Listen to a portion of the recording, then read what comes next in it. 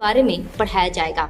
इस पेपर के चैप्टर कुछ ऐसे हैं जिन्हें हमारी संस्कृति का, हमारे अस्तित्व का सार कहा जाए तो ये गलत नहीं होगा। इस यूनिट में भारतवर्ष की समझ, भारत की शाश्वतता, समय और स्थान की भारतीय अवधारणा, वेद, वेदांग, उपनिषद, महाकाव्य, जैन और बौद्ध साहित्य, स्मृति, पुराण आदि के महत्व को वर्णित किया गया है। अगला यूनिट भारतीय धर्म, दर्शन और वसुदैव कुटुंबकम पर आधारित है। इसमें धर्म और दर्शन की भारतीय धारणा के बारे में युवाओं को पढ़ाया जाएगा। वहीं वसुदैव कुटुंबकम की अवधारणा को मनुष्य, परिवार, समाज और दुनिया के परिप्रेक्ष्य में पढ़ाया जाएगा।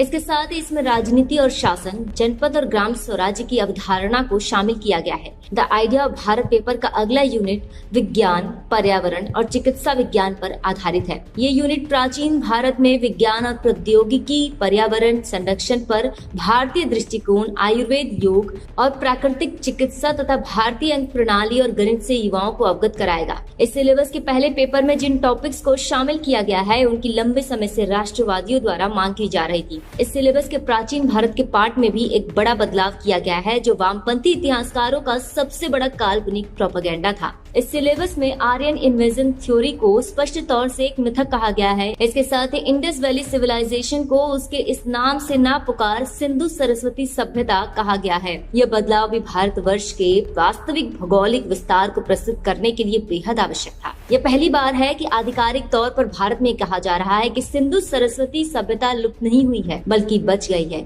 हमारे सनातन राष्ट्र की सांस्कृतिक निरंतरता स्थापित करने की दिशा में एक बड़ा कदम है। इस सिलेबस में सिंधु सरस्वती सभ्यता और वैदिक सभ्यता के संबंधों को पढ़ाया जाएगा। साथ ही सिंधु सरस्वती सभ्यता की महत्वपूर्ण विशेषताएं, उसकी निरंतरता, पतन और उत्तरजीविता को शामिल किया गया है। सबसे महत्वपूर्ण बात यह है कि इस सिलेबस में भारत पर मुस्लिम शासन के प्रभाव पर एक अध्याय है। भारत पर अरब बाद के इस्लामिक आक्रमणकारियों का प्रभाव अभूतपूर्व था। इस पर चर्चा और बहस की जरूरत है।